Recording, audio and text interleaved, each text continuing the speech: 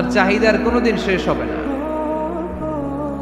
দেখবেন যার পা নাই সে পা দেখে আফসোস করে, ইস লোকটা হেঁটে যায়, কি সুন্দর যায়, আমি তো হাঁটতে পারি না, যদি হাঁটতে পারতাম, যদি দুইটা পা থাকতো। যার পা আছে সে সাইকেলওয়ালাদেরকে দেখে আফসোস করে, ইস আমার যদি একটা সাইকেল থাকতো তাহলে তার হাঁটা লাগতো না, সাইকেল দিয়ে বাজারে যেতাম। যার সাইকেল আছে সে আবার হুন্ডাওয়ালাদেরকে দেখে আফসোস করে, ইস একটা হুন্ডা যদি থাকতো তাহলে তো ভোঁ ভোঁ করা যাইতো না। হুন্ডাওয়ালারও আফসোস আছে প্রাইভেট কারওয়ালাদের দেখে, তারা আফসোস করে, ইস আমার যদি একটা কার থাকতো তাহলে তো কার চালাইতে পারতাম। যাদের প্রাইভেট কার এদেরও আফসোস আছে, ইস আমার যদি একটা হেলিকপ্টার যদি থাকতো তাহলে তো উড়াল মারতে পারতাম, ঠিক না?